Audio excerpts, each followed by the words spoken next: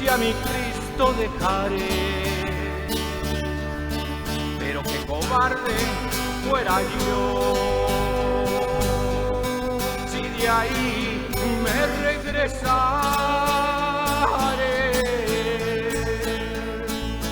Estoy a medio camino de la jornada para llegar a Canaán, donde será mi morada. Qué malagradecido fuera yo si a mi Cristo dejaré. Pero qué cobarde fuera yo si de ahí me regresaré.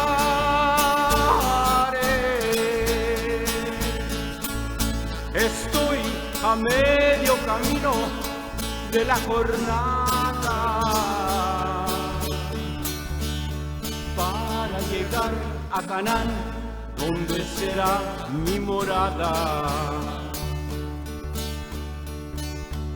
Perdona, Señor Jesucristo, soy desobediente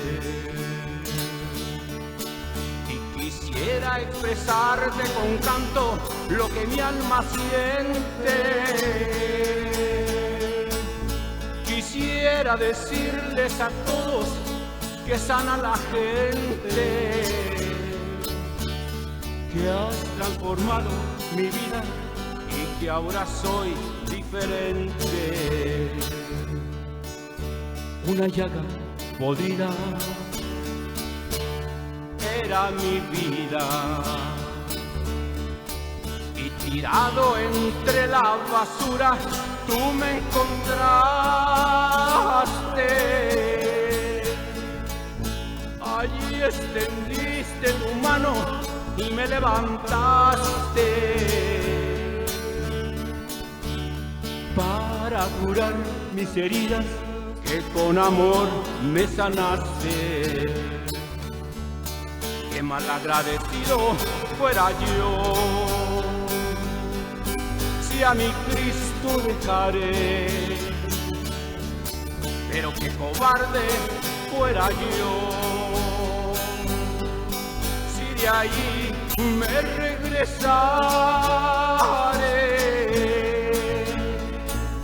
Estoy a medio camino de la jornada para llegar a Canaán, donde será mi morada. Una llaga podrida era mi vida. Gloria a Dios.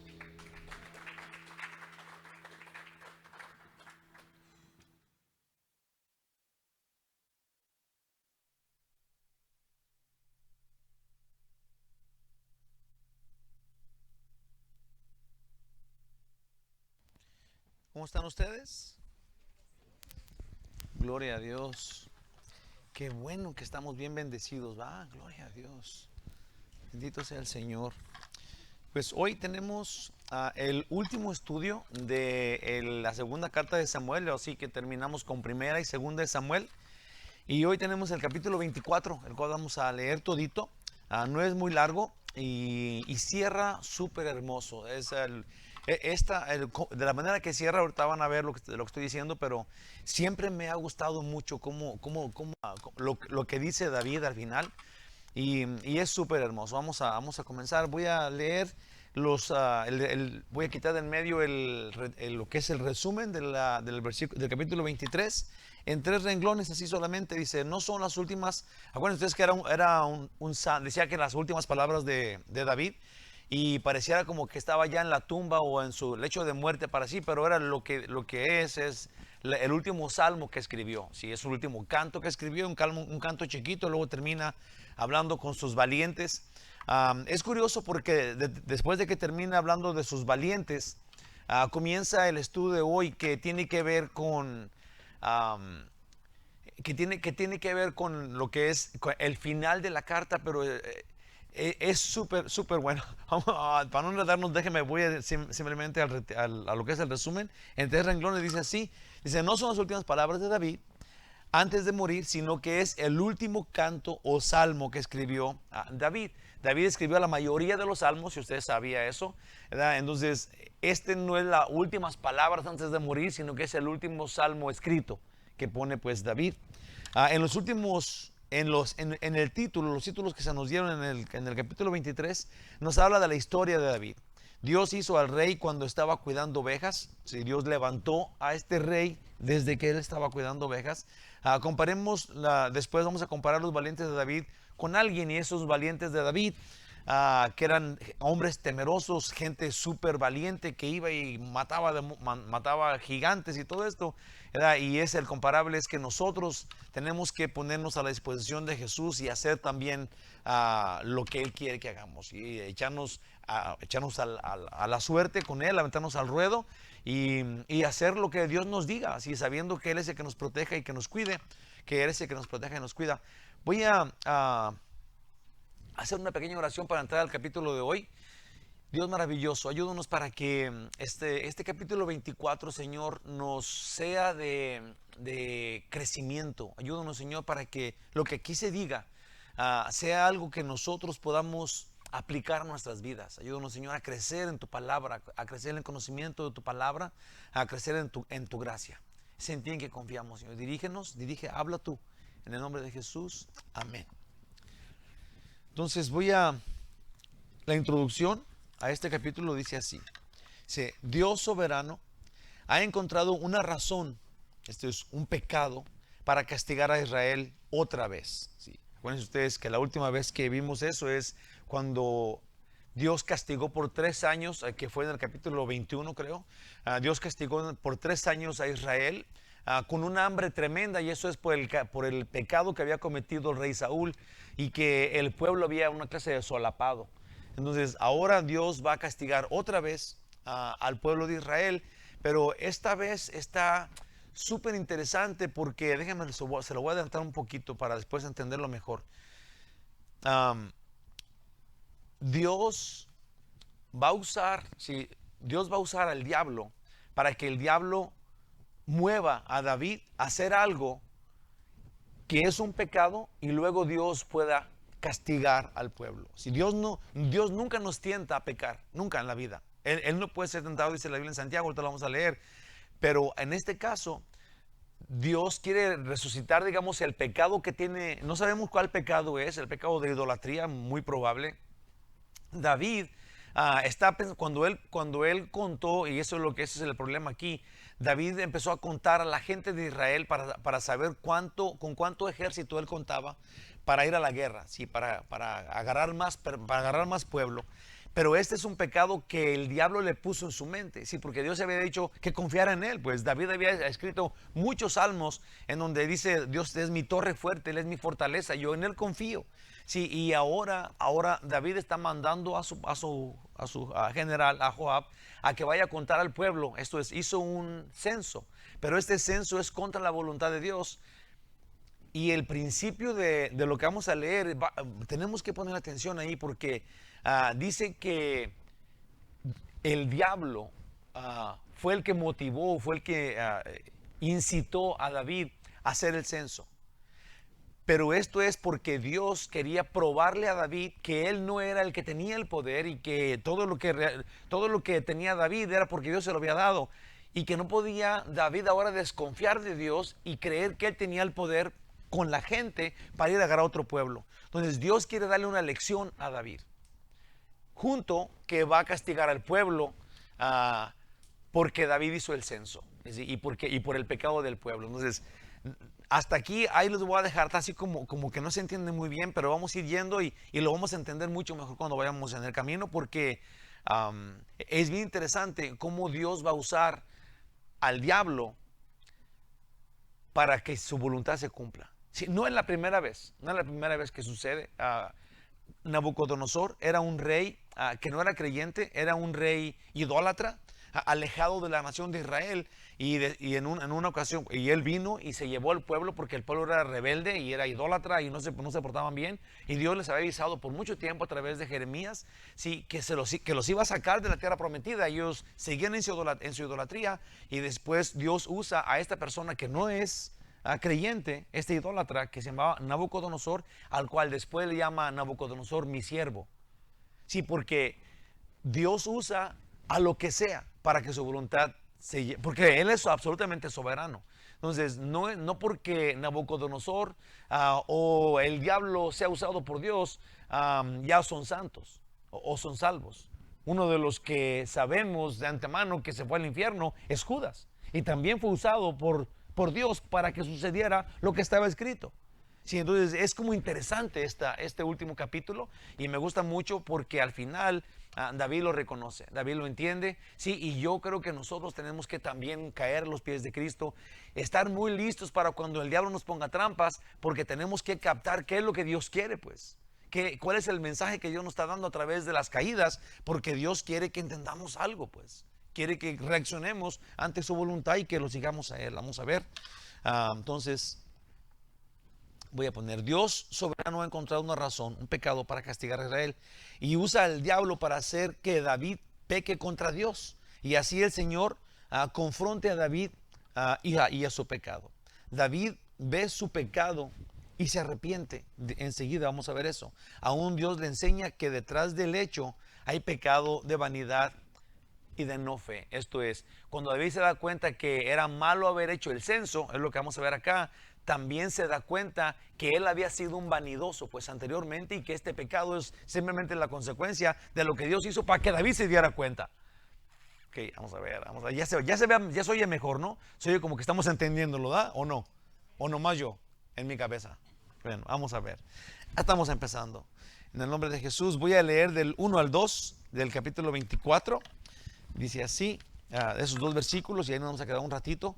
Dice: volvió, ahí estamos todos, a encenderse la ira de Jehová contra Israel. Sí, hasta este lugar, esta frase, no sabemos cuál es el pecado de Israel. Nos podemos imaginar que era porque eran idólatras y porque eran simplemente desobedientes, no andaban en los caminos de Dios, pero hasta ahí nada más Dios nos hace saber que otra vez se volvió a encender su ira contra este pueblo rebelde.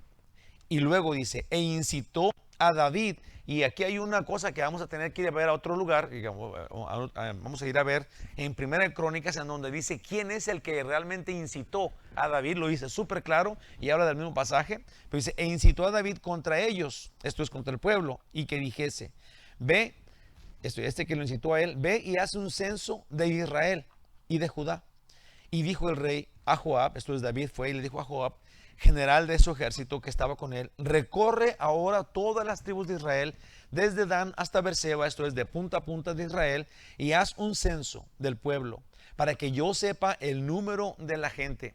Es curioso que David, o aquí no se menciona cuál es el propósito, pero cuando Joab viene con el número, le dice: tenemos tantos que pueden cargar espada. Entonces David lo mandó a ver cuánta gente podía ir a la guerra. Sí, y aquí parece como que no más quiere saber cuánta gente hay, pero cuando vino Joab descubre pues que es con motivo militar. Sí, y ese es el problema. Dice en el 3, no, hasta ahí dijimos, es el 2. Pues y acá de esto, al parecer los israelitas andaban en pecado, tal vez en idolatría e inmoralidad, que son los más clásicos que conocemos que Israel ha andado. Pero no se nos especifica. Vamos a dejar que Israel estaba en pecado y a Dios no le gustaba, y luego iba a ir pues a juzgarlos por ese pecado. Y Dios hizo algo para castigar al pueblo, pero también David tenía pecado junto con ellos. Es muy interesante lo que pasa aquí. Hay muchas opiniones, pero hoy veremos nuestro texto con cuidado. Esto es, vamos a tratar de discernir qué dice aquí nosotros. Vamos a buscar la ayuda en otros textos, pero vamos a leer con cuidado esos versículos para entender qué es lo que está sucediendo verdaderamente aquí al puro leerlo. Y entenderemos cómo esto nos afecta a nosotros. Para ayuda veremos un texto paralelo a esto, que habla de lo mismo, y eso sería, ahorita lo vamos a ir a ver, Primera de Crónicas, es el capítulo 21, desde el 1 al 17. Vamos a leer, pero vamos a ir leyendo los puntos en donde se nos va a ir súper aclarando. El problema es que Dios nunca nos tienta a pecar, y esto que yo quisiera que quedara súper clarísimo, porque aquí parece que dice que Dios tentó a David a hacer este pecado, lo cual en Crónicas pues nos va a esclarecer que no fue Dios, pero que fue el diablo. Ahora, ¿por qué sabemos que Dios no nos tienta a pecado? Primeramente tenemos que estar bien seguros nosotros, porque cuando nosotros estamos siendo, digamos, corregidos por Dios, porque Él dice que Él disciplina al que ama.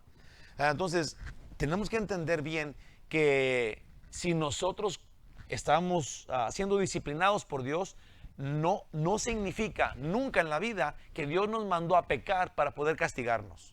O sea, punto, ya eso tiene que quedar súper claro. Dios nunca nos va a poner el pie así para que nos tropecemos y luego caigamos en pecado por causa de Él. O sea, eso es algo que no podemos aceptar. Eso no es lo que Dios es, y Él nunca nos tienta a pecar. Nunca, punto y aparte, nunca nos tienta a pecar. Dice Santiago 1:13, cuando alguno es tentado, no diga que es tentado de parte de Dios, porque Dios no puede ser tentado por el mal, ni Él tienta a nadie. ¿Verdad? Dios no tienta pues a nadie. Y esto es válido allá en aquel tiempo y aquí con nosotros. Dios nunca nos tienta a pecar. Punto final. Pero entonces Dios usa al diablo. Si Dios sabe cómo va cómo es que Él va a llevar a cabo su voluntad sin Él tener que tentarnos a pecado. ¿Okay? Porque el diablo está siempre listo para molestar, para mentir y para lo que sea.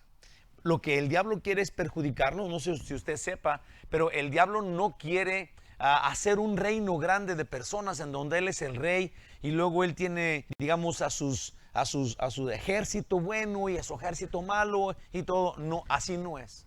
Sí, el diablo no tiene un reino en donde Él sea el jefe y luego tiene batallones aquí, batallones allá, y el diablo es una persona, es un ser condenado a estar en el infierno para siempre porque se encontró maldad cuando Él tenía la presencia de Dios.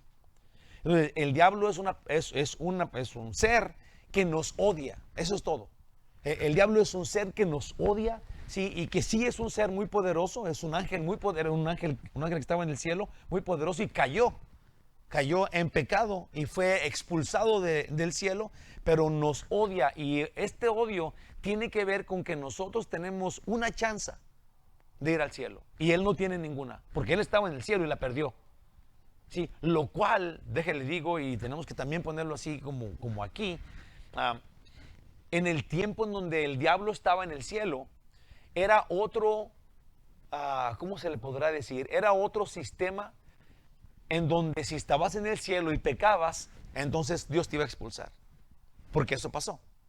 Nosotros, en el sistema que Jesús nos vino a traer, nos hace saber Dios que nosotros ahorita tenemos la oportunidad de recibir a Jesús en nuestro corazón y en nuestra vida, y ahora dejar que Él viva en nuestra vida, y vamos a ir al cielo en donde nunca más vamos a tener el problema de pecado. Entonces Dios nos anuncia que tenemos vida eterna, y entonces lo que quiere decir que cuando en la idea que usted tenga del cielo tiene que ir incluido en que nunca más voy a salir de allá y que nunca se va a encontrar en mi pecado. Porque la Biblia dice en Apocalipsis que en el cielo va a haber, que no va a haber maldición. Entonces, simplemente quiero que quede bien clarito, nosotros no estamos en el mismo sistema que el diablo estaba cuando estaba el diablo en el cielo. Sí, él cayó junto con una tercera parte de los ángeles que estaban con Dios, ellos todos se rebelaron, pero nosotros no nos vamos a poder rebelar contra Dios cuando estemos en el cielo, porque no va a haber en nosotros ese problema. Si nosotros vamos a estar librados de caer en pecado, porque no va a haber pecado, no vamos a poder pecar en el cielo. Dios quitó eso para que estemos en la eternidad con Él, como Él nos ha prometido. Amén. Entonces, el diablo solo quiere perjudicarnos, nos odia a los que tenemos una chance como la que tenemos, que Él perdió. Por eso nos odia. Le caemos gordísimos al diablo. Si usted dice, es que yo a lo mejor le voy a vender mi alma al diablo, pobrecito. porque ese no tiene ningún beneficio para nosotros. Es un asesino, es un mentiroso y así va a ser, es un engañador. No le haga caso, nunca trate con el diablo, trate con Jesús y Jesús trata con el diablo. ¿Sí? Nadie puede hacer un trato con el diablo porque va a perder. El diablo es un engañador muy poderoso. Entonces tenemos que siempre clamar a Cristo y que Él trate con el diablo. Solo que Dios siempre, el diablo quiere perjudicarnos, solo que Dios siempre nos protege con su buena mano. Pero a veces, y con su plan soberano, retira su mano, y ese es un gran problema. Sí, porque hay veces, fíjese, nosotros estamos protegidos por Dios todo el tiempo, ¿verdad? Y no tenemos por qué temer nada. En el Antiguo Testamento, cuando Dios quitó su mano poderosa de una persona que todos conocemos, vino el chamuco y lo hizo a garras. Se llama Job.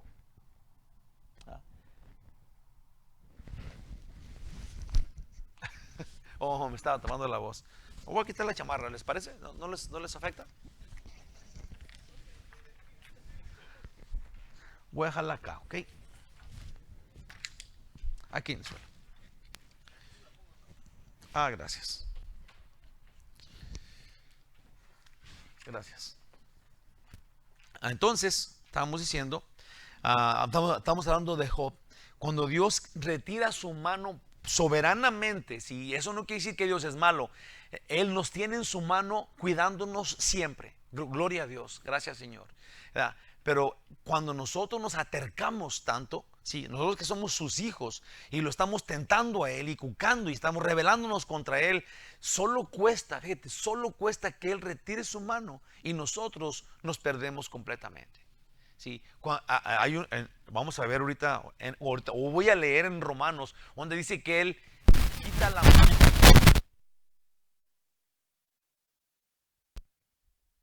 estoy, no, se perdió. A lo mejor se va a perder. ¿Por qué ese ruido?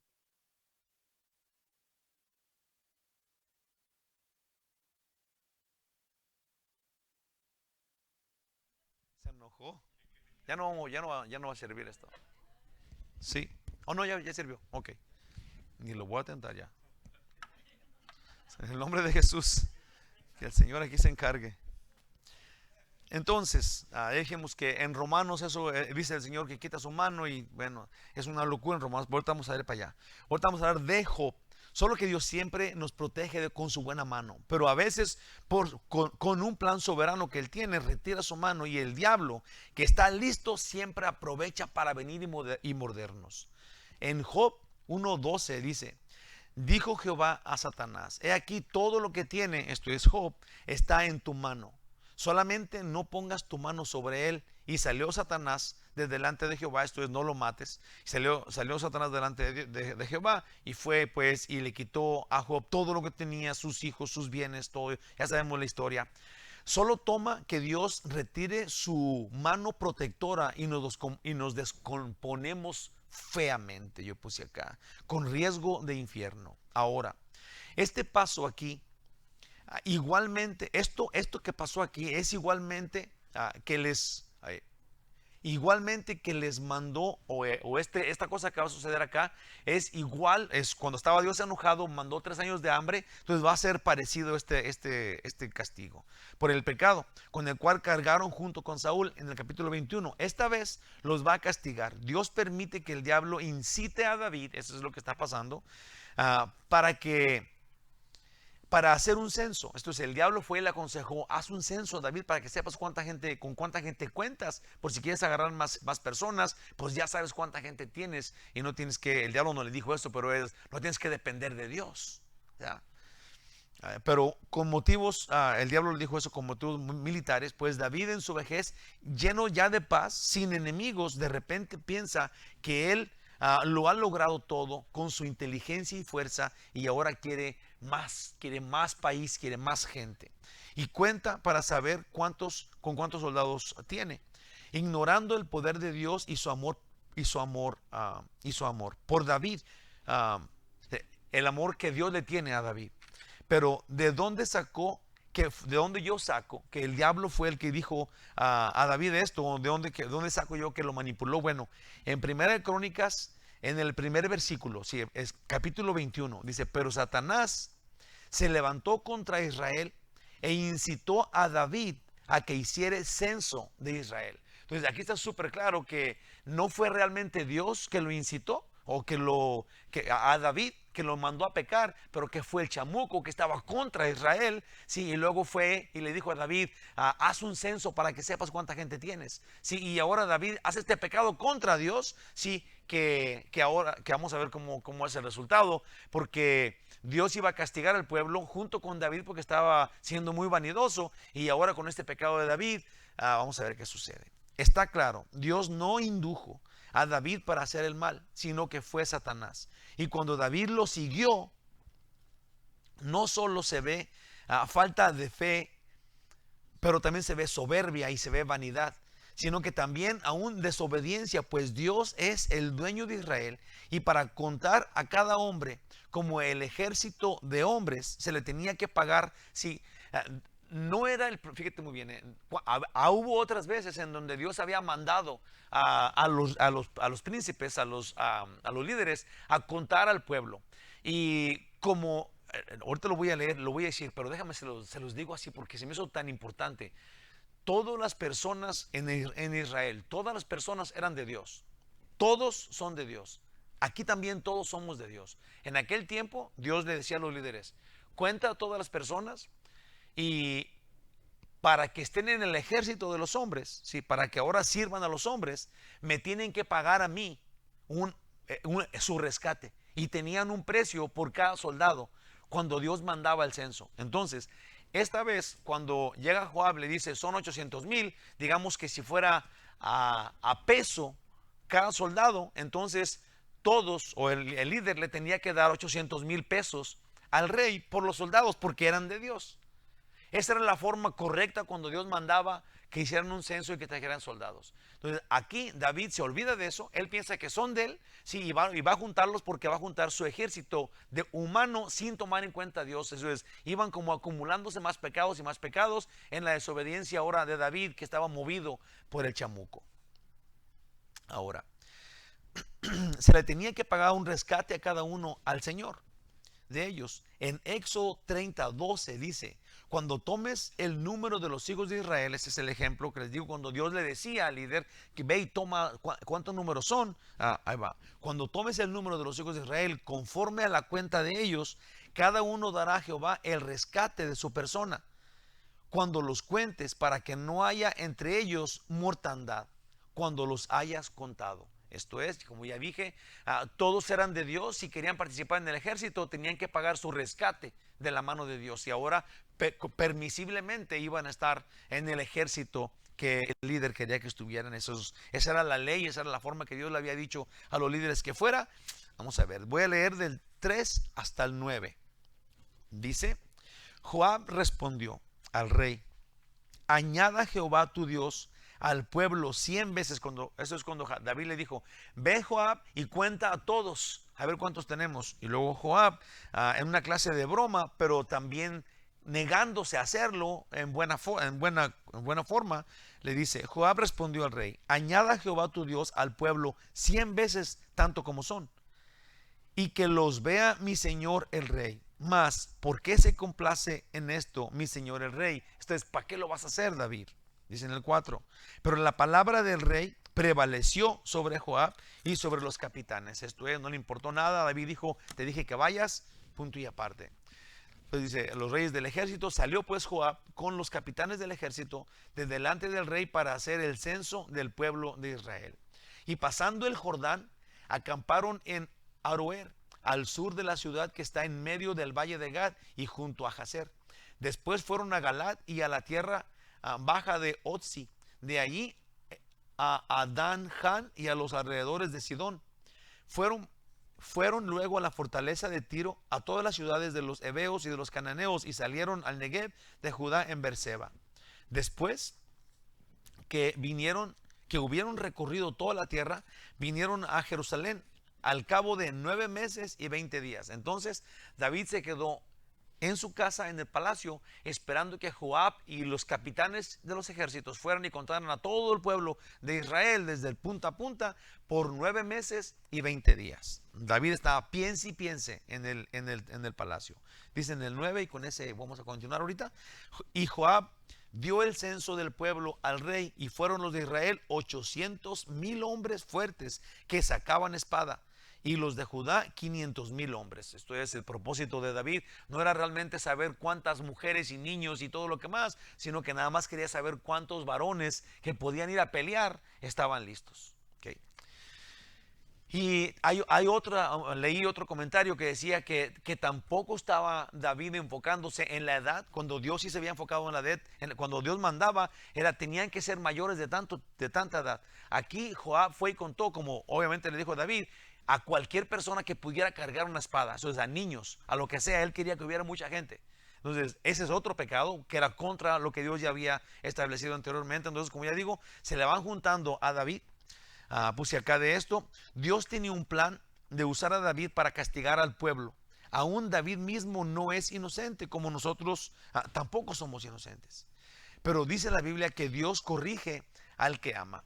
Y en la Biblia hay cosas que tenemos que aprender nosotros. A mí siempre me causa una clase de, ¿cómo le dijera? Déjenme, se lo digo así bien clarito. Yo un día no conocía a Dios, por muchos años de mi vida no conocía quién era verdaderamente Dios. Pero para el que no conoce a Dios, nomás de oídas, dice que Dios es un Dios bueno y que todo lo perdona, ¿verdad? Pero luego cuando oye que, digamos que esta persona que dice que Dios es bueno, ¿verdad? Y luego cuando escucha que Dios le dijo a Josué, entra a Canaán, a la tierra prometida, y vas a matar, vas a destruir a los soldados y a las mujeres y a los viejitos y a los niños y a los animales. Mata todo.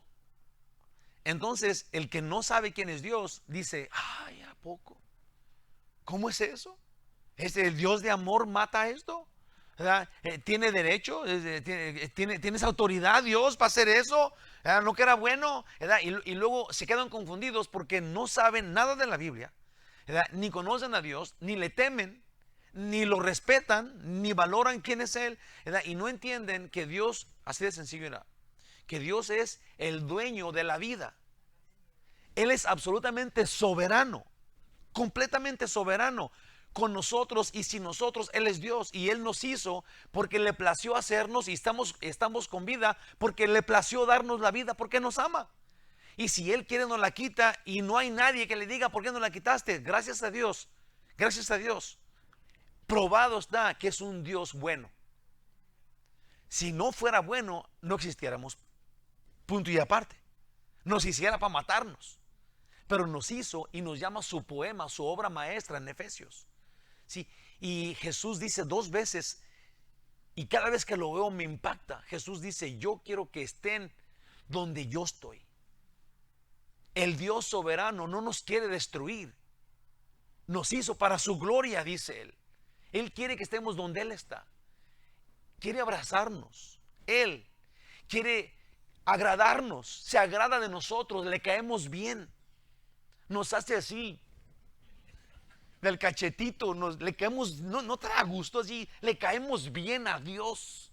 Hombre, a mí me da un gusto, de veras, cuando yo me acuerdo que así de malo como soy, que no puedo de veras portarme como Dios quiere, y luego Él me ve con tanta ternura y cachetoncito, Miguelito, y digo, ay, gracias. Por eso me encanta la canción esta de Qué lindo es mi Cristo, porque dice que me halló perdido y vino y me arrulló, me tomó en sus brazos. Ay, qué chulada de canción. Sí, porque así es uno. Uno es como un niño chiquito. No sé si a usted le ha pasado, pero yo tengo 5 hijos, y cuando estaban chiquitos, antes de que cumplieran el año, los quería tanto. Los quiero todavía. Pero el problema aquí es de que ahora medio se ganan mi amor. Pero cuando tenían 1 año, nomás puro hacer popó y puro chillar a medianoche, sí, y comer, y me pegaban en la cara y hasta me vomitaban en la cara, y yo los quería tanto. Pero increíblemente así, exactamente así nos quiere Dios. Nosotros no nos ganamos su amor. ¿Sí? Si Él nos dice qué curiositos, no estamos curiositos. Es porque nos quiere. Es nomás porque nos quiere de veras. Mira, es tan bonito saber que Dios te ama.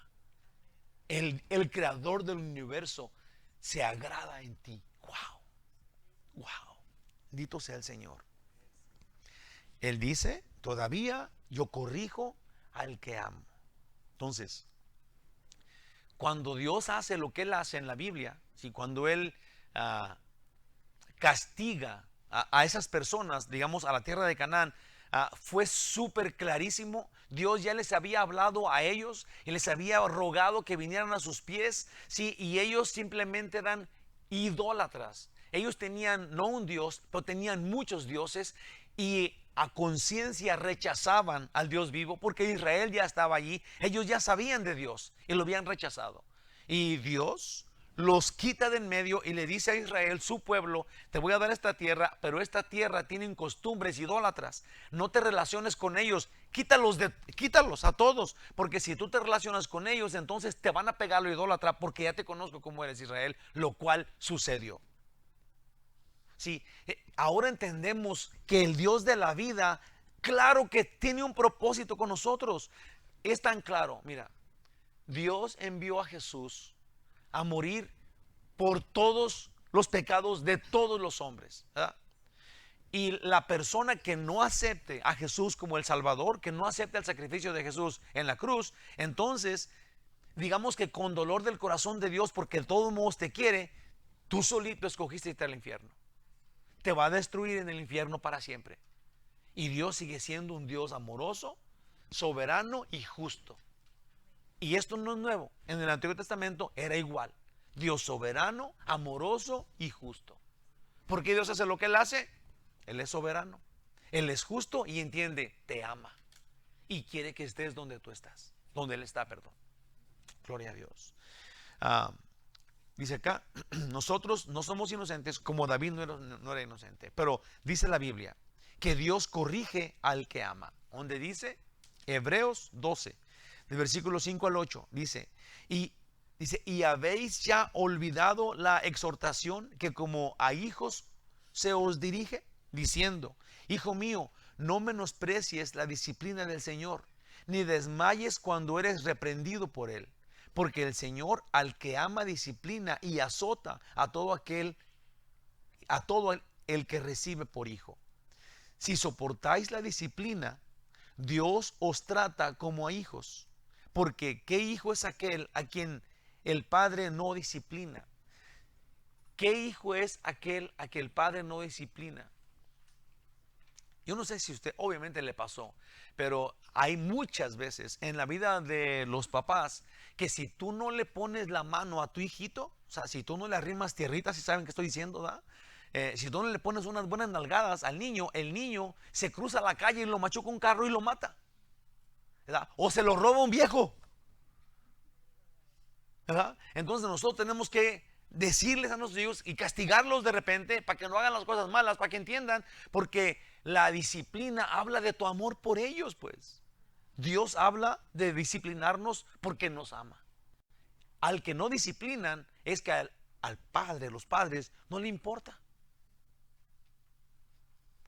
Si un hijo no es disciplinado, es capaz que sea la madrastra la que no disciplina a ese niño, porque no tiene papás. Ahí está arrimado. A ese no disciplinan. Hace lo que quiere, es libre, porque no tienen atención para ese niño. Amén. Y así dice esto. Digo toda esta explicación porque la palabrita que viene acá está como fuerte, pero tenemos que entenderla. Dice, Dios trata como a hijos, porque el Señor al que ama, disciplina y azota a todo el que recibe por hijo. Si soporta la disciplina, Dios os trata como a hijos. Porque ¿qué hijo es aquel a quien el Padre no disciplina? Pero si se os deja sin disciplina, de la cual todos han sido participantes, entonces sois bastardos y no hijos. ¿Sí? ¿Era que ya no se oyó tan fuerte la palabra? ¿Verdad? Porque no has de ser hijo, pues. Si Dios no te toma atención, si Dios no te está cuidando, no te está disciplinando, entonces no has de ser hijo.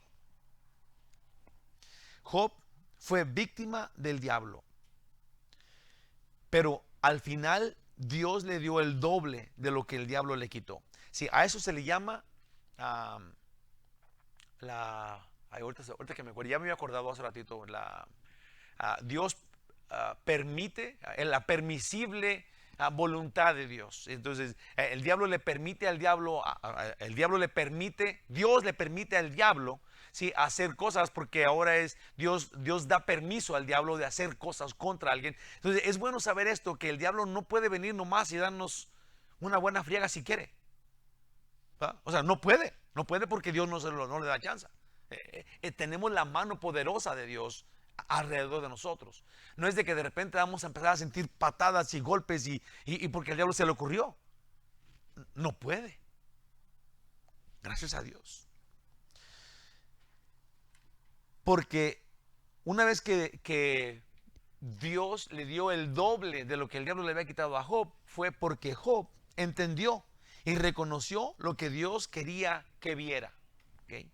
En Job 2, del 9 al 10 dice: entonces le dijo la mujer, eso es la esposa de Job, le dijo a Job, ya que estaba todo leproso, sin hijos ni nada, dice: ¿aún retienes tu integridad? Le dice a su esposa a Job cuando estaba ahí en el suelo: maldice a Dios y muérete. Y él le dijo, como suele hablar cualquiera de las mujeres fatuas, esto es, necias, locas, has hablado. Que dice Job, ¿qué? ¿Recibiremos de Dios el bien y el mal no recibiremos? En todo esto no pecó Job con sus labios. Eso que dijo Job, o sea, es una persona real que estaba allí sufriendo todo esto y luego lo dijo súper claro. Nosotros tenemos que entender que cuando Dios nos bendice y nos llena de hijos y de casa y nos da un carro y nos da ojos para ver y no sé, todo lo que tú tienes y estamos bien bendecidos por Dios, es porque Dios nos ama. Pero de repente a Dios le va a placer porque Él tiene un plan más grande que el que nosotros vemos y nosotros no somos el principal de la película. Si de repente no nos va a ir tan bien, eso no quiere decir que Dios nos odia o que Dios no existe. Job dijo, mujer, ¿qué nomás voy a recibir lo bueno pero luego lo malo no? O sea, tenemos que ser personas que entienden quién es Dios. Que conocen la majestad que Él tiene, la soberanía que Él tiene y el amor que te tiene, aún siendo Él justo. Eso es conocer a Dios, pues. El que no lo conoce, como ya dijimos, no entiende nada y lo juzga, que no debe de hacerlo, pero no sabe nada, pues. El que no sabe nada juzga porque no sabe nada. El que sabe, entiende, y luego el principio de la sabiduría es el temor a Jehová, porque entendemos que Dios no es una persona como nosotros. Sí, cuando Dios dice que Él nos hizo para gloria de Él, es porque nosotros no podíamos existir sin Él. Cuando nosotros estamos en su presencia, ¿sí?, nosotros somos los beneficiados.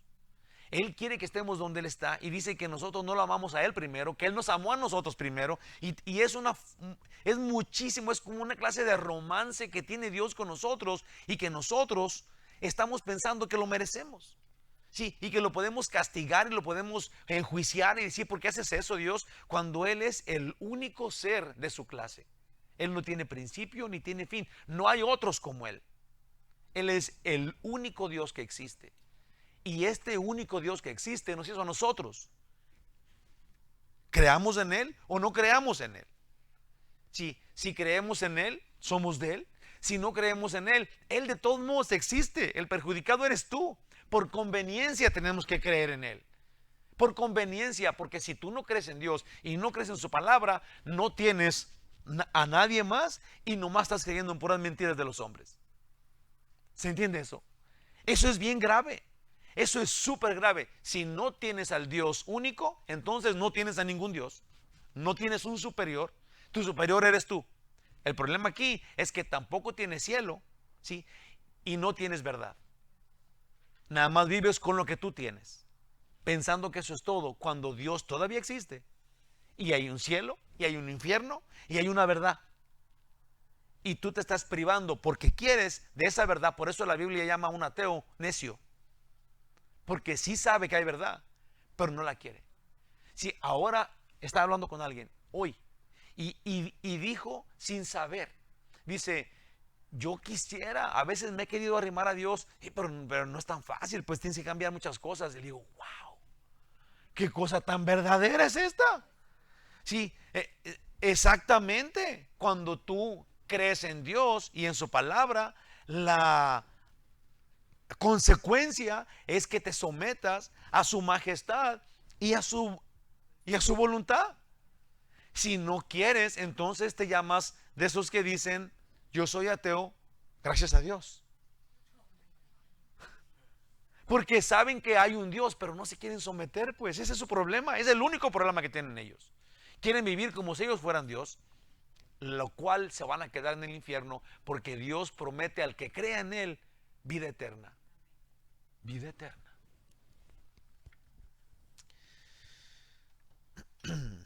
En todo esto no pecó Job con sus labios. Termina pues ese versículo. Voy a leer del 10 al 17. Dice acá, después que David hubo censado al pueblo, perdón, censado al pueblo, le pesó en su corazón. Esto es, estuvo estos 9 meses y 20 días pensando y pensando y pensando. Y luego cuando llegaron le dijeron, tenemos tanta gente de Judá y tanta gente de Israel. Le pesó en su corazón. Y dijo David a Jehová, yo he pecado gravemente por haber hecho esto. Mas ahora, oh Jehová, te ruego que quites el pecado de tu siervo, porque yo he hecho muy neciamente. No sé cómo decirlo, pero cada vez en esos últimos capítulos de cuando Dios ha llevado estos castigos y ha hecho esas mortandades y no es la única vez, hay otras veces en donde Dios estaba levantando mortandades y tenía que haber algo que calmara la ira de Dios, porque si no todos iban a morir. Y aquí es lo mismo que está pasando acá. Dios castiga, Dios no puede dejar el pecado sin castigo, ¿sí? Porque su justicia no se lo permite a Dios. Digamos, Él mismo se puso esta justicia y ahora Dios tiene que llevar la justicia hasta su fin. Sí, por eso es tan importante que entendamos la gracia de Dios. Porque Dios es amoroso, Él quiere que todos vayan al cielo. Y si Dios no fuera justo, nada más amoroso, entonces todos entraríamos al cielo injustamente, porque no lo merecemos. Porque no nos lo ganamos, ¿sí? Y porque somos contra Dios. Entonces, por la justicia de Dios, no tuviéramos ni tantita chance. Digamos que Dios no fuera amoroso, nada más fuera justo. Entonces, por lo mismo, si alguien dice, pero es que Dios tiene que hacer justicia, que Dios me haga justicia, tienes que tener cuidado, porque si Dios te hace justicia, ¿has aplastado alguna vez alguna hormiga? Yo creo que no queda nada. Sí, de nosotros, si Dios hace justicia con nosotros, pero luego su gracia, la gracia de Dios, en la gracia de Dios se manifiesta el amor de Dios y la justicia de Dios no se quita, o sea, es manifiesta la gracia de Dios en la justicia de Dios, porque justamente por su gracia ahora somos salvos. ¿Cómo es eso? Ok, porque el pago del pecado es muerte. Necesitaríamos morir para que Dios nos quite el pecado. Pero Dios, en su soberanía increíble, ¿sí?, hizo este plan desde antes de hacernos y dijo, ok, uno que no tiene pecado, ¿sí?, un inocente, ¿sí?, va a dar su vida por ellos, porque va a pagar lo que la justicia reclama. Entonces tiene que haber muerte y luego viene Jesús y muere en lugar nuestro. La justicia de Dios queda intacta, Dios es justo, hubo muerte por el pecado. Lo único es que no hubo muerte de nosotros, hubo muerte de Jesús. Y el que no tenga a Jesús entonces tiene que pagar por su pecado, con muerte. Y esa es muerte eterna. Qué suave sería si entendiéramos eso, nosotros y los que están ahí detrás de la cámara. Jesús vino e hizo justicia para nosotros. Entregó su vida por nosotros, para que el pago del pecado, que es muerte, justamente Dios sea apaciguado en su justicia por la muerte, por el pecado de tal persona. Y nosotros somos los perdonados. Qué importante y qué tanto peso tiene eso, porque es exactamente la única forma de salvación que hoy tenemos. El que no acepte a Jesús como el perdonador, como el sacrificio que quita tu pecado, se queda con su pecado y tiene que pagar frente a Dios por ese pecado. Y estoy hablando, y lo voy a decir así como que está bien, con todas las personas que creen que Jesús no es Dios, los testigos de Jehová, los mormones, muchos hindús que no están creyendo que Jesús es Dios, que dicen que es hermano del diablo y que es un profeta y que es esto y que es aquello. Todos estos tienen que pagar por su propio pecado, porque no aceptan el pago que Jesús hizo. Jesús dijo: yo recibí este mandato de mi Padre, que dé mi vida por muchos y vuelva a tomar mi vida, porque tengo autoridad para poner mi vida y tengo autoridad para tomar mi vida. Esto es, no hay nadie, otra persona, no existe en el universo otra persona que tenga autoridad para dar su vida y volverla a tomar. Como Jesús no solamente hizo como sacándose de la manga, pero anunció él con su persona. Él dijo: voy a ser matado y me van a matar por 3 días, voy a estar en la tumba, pero voy a resucitar al tercer día. Anunció que iba a pasar eso y luego lo hizo, porque es Dios.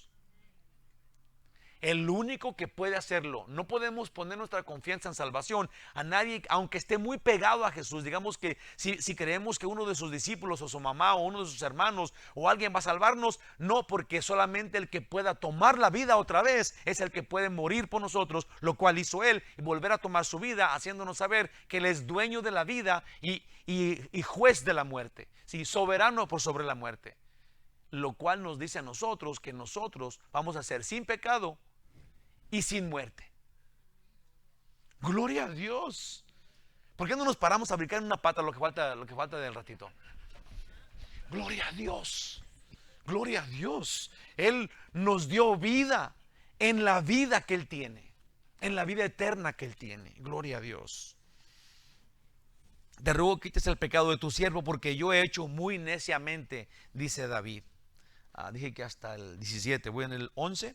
Dice: y por la mañana, cuando David se hubo levantado, vino palabra de Jehová, vino palabra de Jehová al profeta Gad, vidente de David, diciendo: ve y di a David. Sí, David se arrepintió, fíjate muy bien, se arrepintió de su pecado. Y luego Dios, que tiene que ejecutar justicia contra el pecado. Sí, David se arrepintió muy bien, de todo corazón. Pero luego viene Gad y dice: esta es la respuesta en cuanto a tu pecado de parte de Dios, mi querido David. Dice en el 12: ve y di a David, dijo Dios al profeta Gad: así ha dicho Jehová, 3 cosas te ofrezco. Dios le ofrece 3 cosas a David a través del profeta. Tú escogerás una de ellas para que yo la haga, dice Dios. O sea, Dios se va a complacer en cualquiera de esas 3 cosas que David escoja, porque Dios lo va a ejecutar, una de las 3, y luego Dios va a quedar en paz en cuanto al pecado que se hizo en Israel y el pecado de él.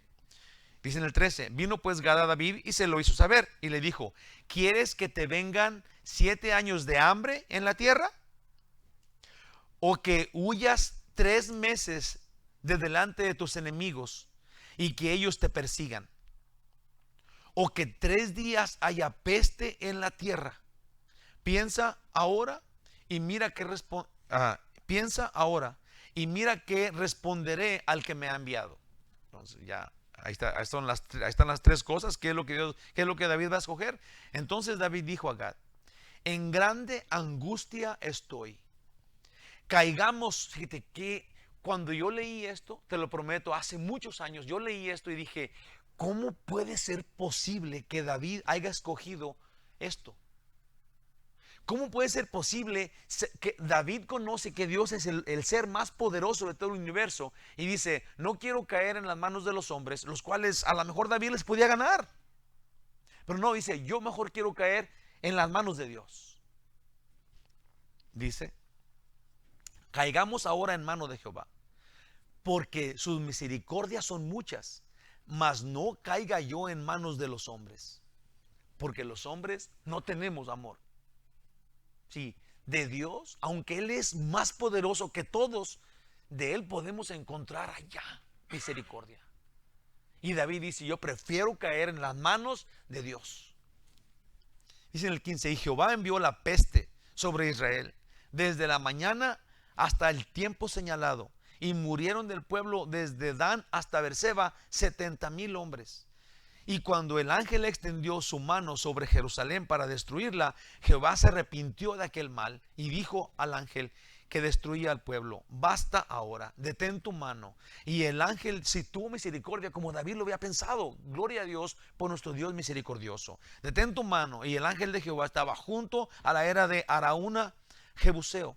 Y David dijo a Jehová, cuando vio al ángel que destruía al pueblo, David clamó y dijo, yo fui el que pequé, yo hice la maldad. ¿Qué hicieron estas ovejas? Te ruego que tu mano se vuelva contra mí y contra la casa de mi padre. Sí, David ya no haya qué hacer. Sí, la cosa es que él se creía que él podía hacerlo solo. Él dijo, ¿cuánta gente tengo? ¿Con cuánta gente cuento aquí? ¿Verdad? Para yo poder hacer las cosas como yo quiero. Y ahora él está diciendo, Señor, ellos no hicieron nada, yo soy el culpable. Yo no puedo nada. Pensé que podía, perdóname, y está arrepentido, por favor destrúyeme a mí. Deja a ellos en paz. 70,000 ya habían muerto. Puse acá de esto. Joab, no, acá. ¿Dónde me quedé? ¿Leí hasta el 17? Ok, sí. Joab fue por 9 meses y 20 días y censó al pueblo, 800,000 de Israel y 500,000 de Judá. Y todo este tiempo David fue atormentado por su conciencia, acordándose de salmos que él ya había escrito. Por ejemplo, uno de ellos es el Salmo 28:7, donde dice, Jehová es mi fortaleza y mi escudo. En él confío mi corazón y fui ayudado por lo que se gozó mi corazón, y con mi cántico te alabaré. Sí, obviamente que David, cuando mandó a censar a toda esta gente y que tenía el número 800,000, se estaba acordando que no puede confiar en él, pues. Sí, confiar en uno, dice la Biblia, es de necios. Sí, no seas necio en tu propia opinión, dice la Biblia. Entonces tenemos que saber que lo que sea que tú hayas logrado hasta este punto en tu vida, entiende, razona y da gloria a Dios. Porque de otro modo te estás arriesgando, ¿sí?, a que Dios te diga, oh, entonces tú crees que tú lo lograste. A ver, vamos a ver, porque escoge 3 cosas. Imagínate que Dios nos diga eso. Que se muera tu tía y tu abuelita y tu mamá. Que te pegue un cáncer. Y Dios nos libre. Tenemos que pensar, nosotros no podemos, no tenemos la capacidad para progresar, para llegar, especialmente para ganar la salvación. Pensar en que nosotros podemos ganar la salvación por obras o por cumplir o por esto es contra Dios, es contra su voluntad, es antibíblico. Tenemos que pensar si podemos solos, como David pensó que podía, o si necesitamos a Dios en cada paso del camino, como necesitamos. Y él recordaba, pues ya acá esto dice, y David en ese tiempo recordó esta frase famosa que dice, ayúdate que yo te ayudaré. Que la gente dice que dice la Biblia, lo cual es contrario a lo que Dios dice. No la digas esa frase, a Dios no le gusta y le es ofensiva.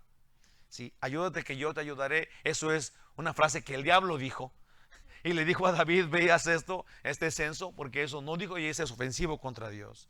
Pues para que Dios te ayude, tú haces lo que él dice. Amén.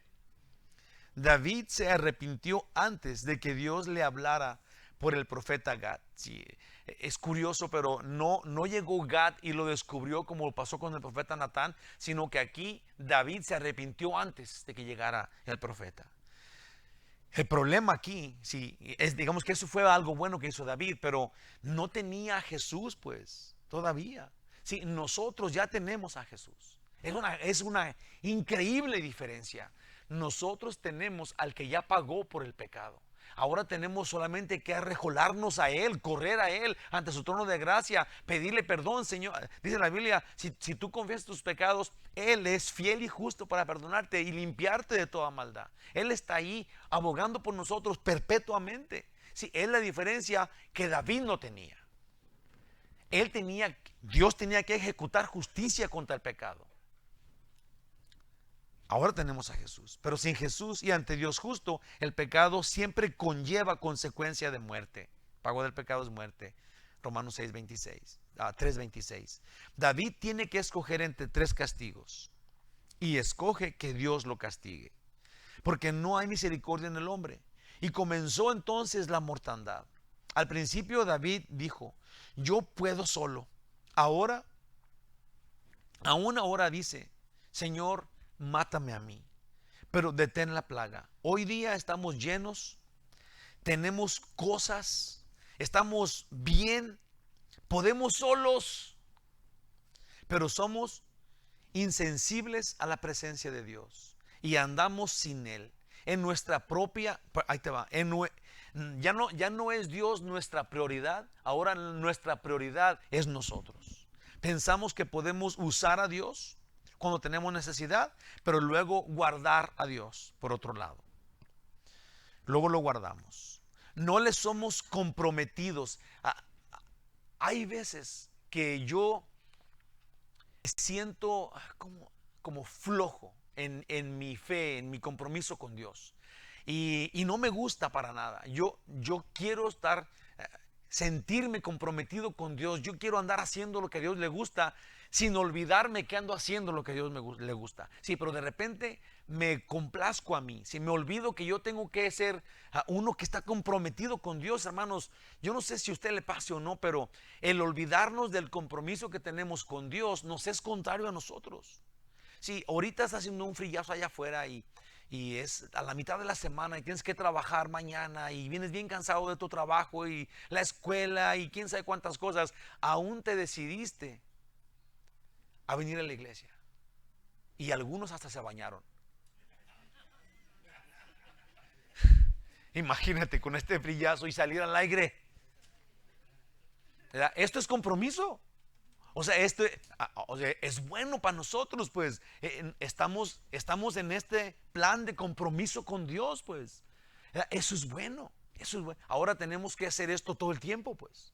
Estar comprometido, andar en Jesús le dijo a su mamá y a su papá cuando andaban buscando: es necesario que yo ande ¿en qué? En los asuntos de mi Padre. Y de repente los asuntos de nosotros son más importantes que los asuntos de nuestro Padre, lo cual es contra nosotros, pues.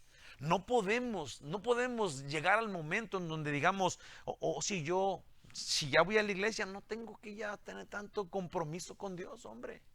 Ya, Dios me entiende. Ahí te va lo que puse acá. Porque va y vienen las pedradas aguas.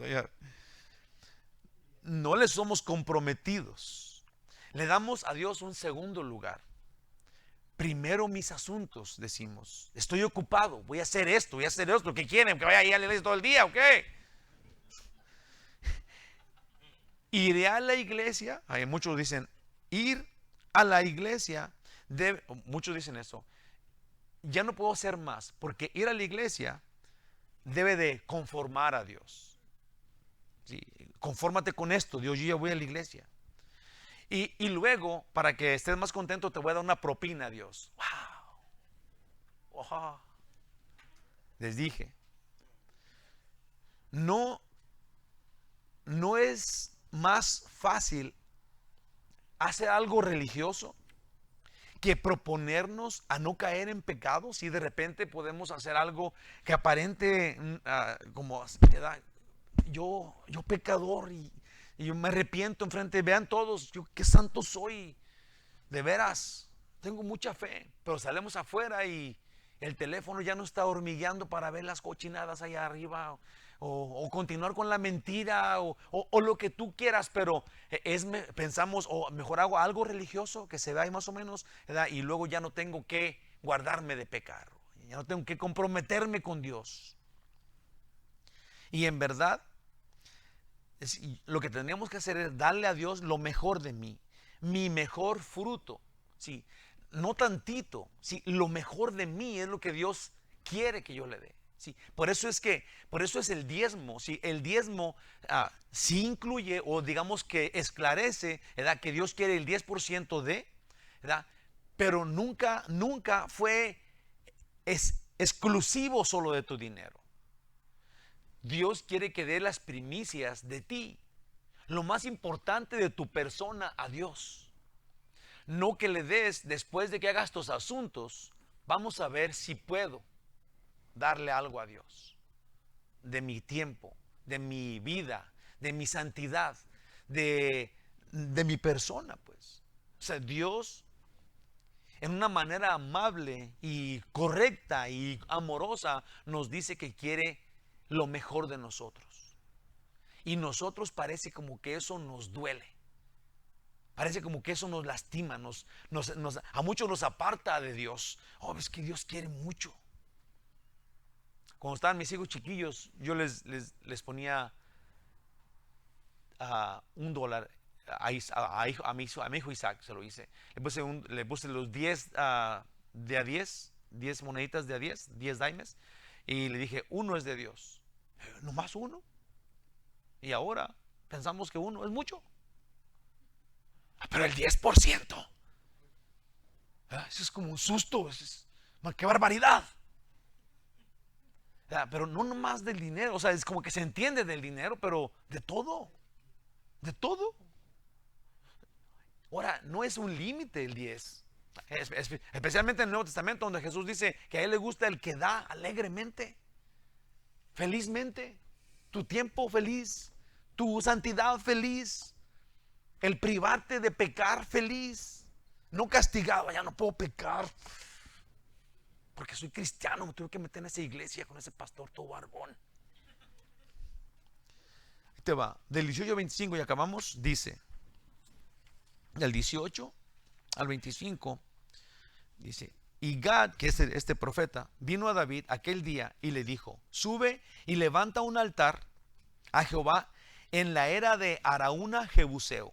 Sí, esto es, allí no hay altar, veas uno nuevo en este monte de la era. Es un monte de Araúna Jebuseo. Y subió David conforme al dicho de Gad, y según había mandado Jehová.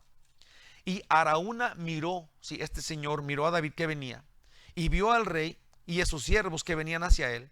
Saliendo entonces Araúna se inclinó delante del rey, rostro a tierra, y Araúna dijo: ¿por qué viene mi señor el rey a su siervo? Y David respondió: para comprar de ti la era, a fin de edificar un altar para Jehová, para que cese la mortandad del pueblo.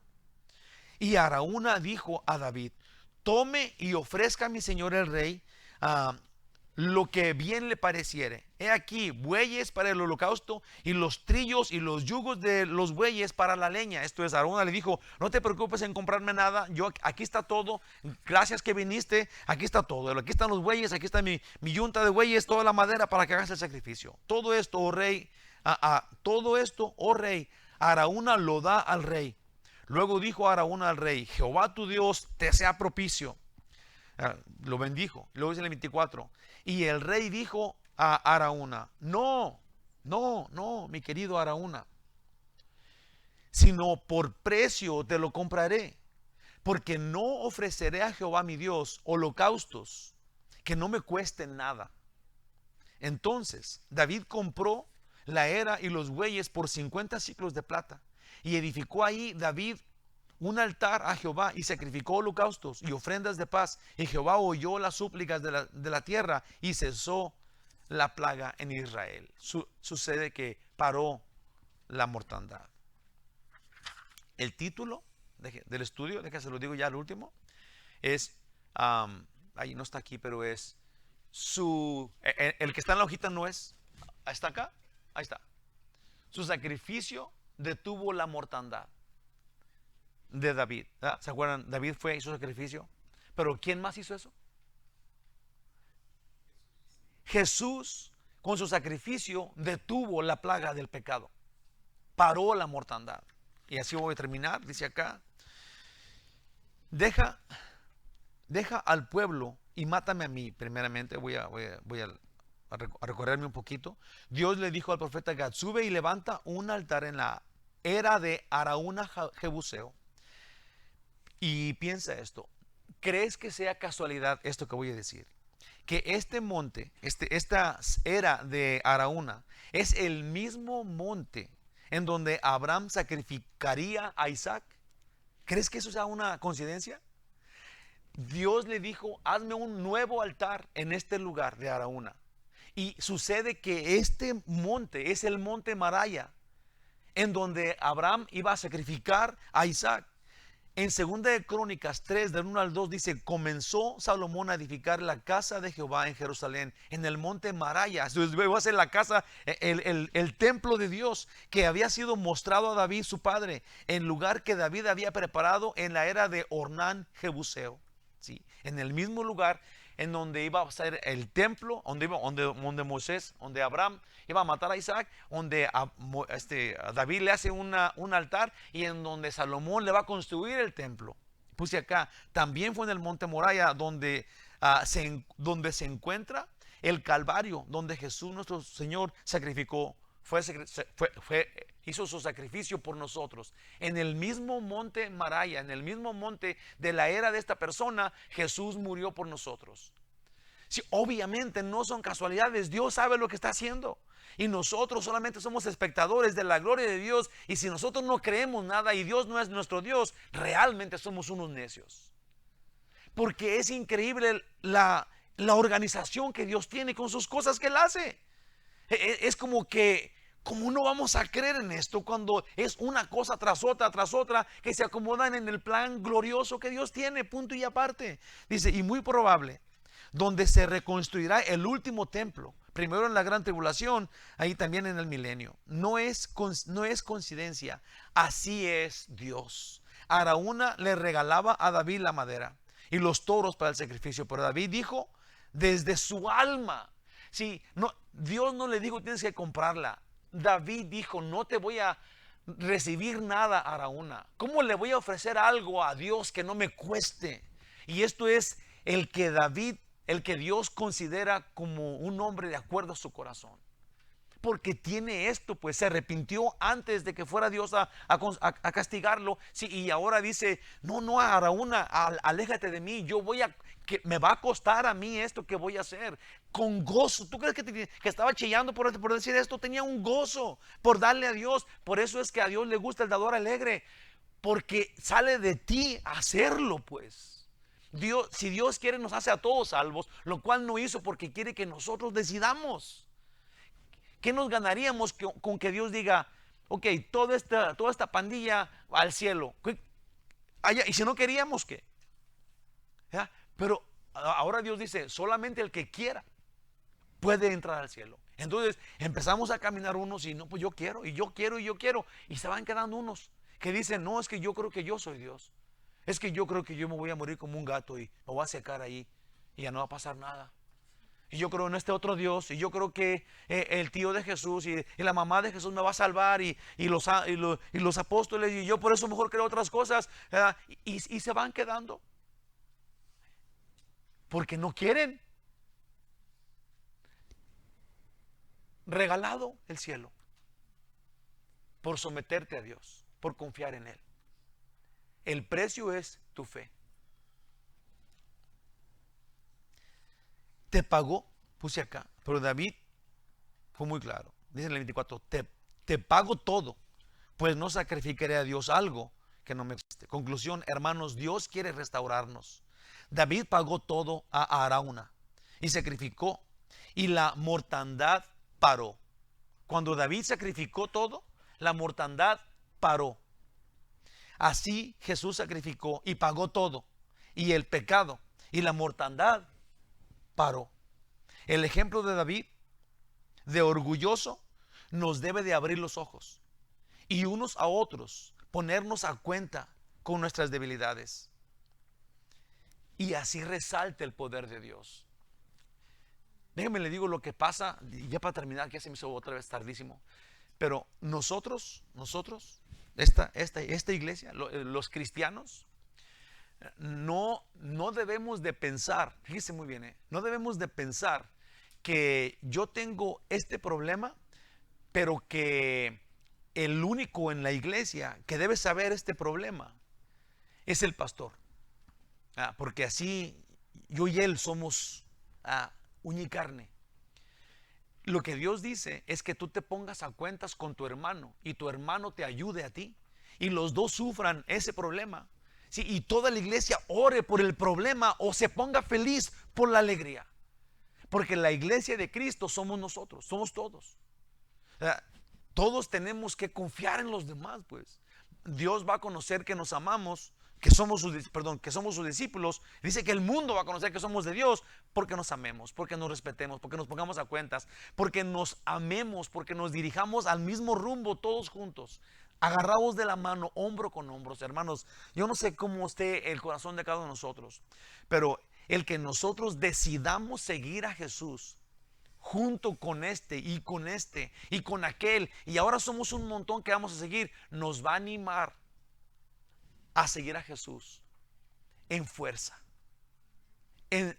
Cuando compartimos nuestras debilidades, el poder de Dios se manifiesta para llevarnos a todos en su rumbo. ¿Lo creen? Yo creo eso. Gloriosísimo Rey, gracias por tu amor, Señor. Gracias por este estudio, Señor. Gracias por las dos cartas de Samuel, Señor, que hoy terminamos. Te ruego que nos edifiques y que nos capacites y que nos envíes con tu fuerza, en tu poder, llenos de tu gracia. Gracias, Señor. Dirígenos.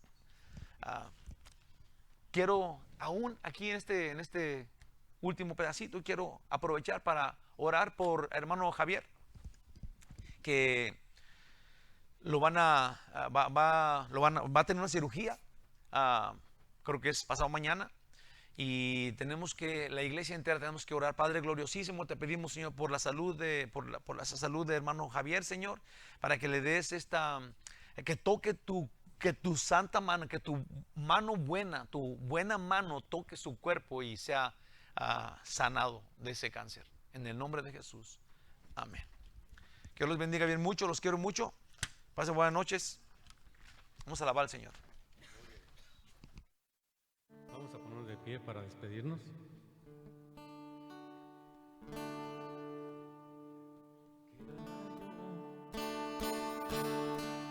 Si ganaría al mundo y perdiera a Cristo, ¿qué es lo que tuviera? Siempre la riqueza y no tengo a Cristo.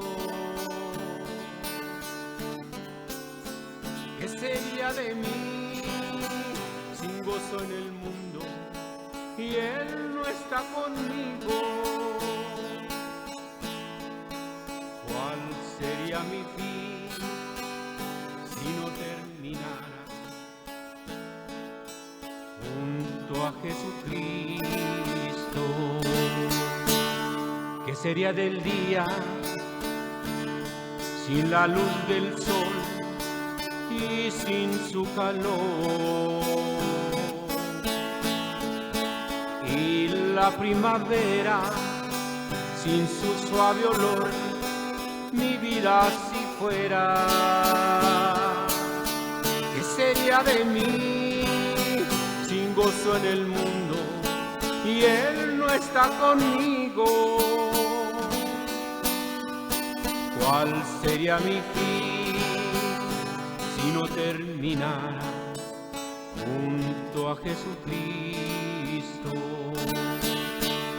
¿Qué ganara yo si ganaría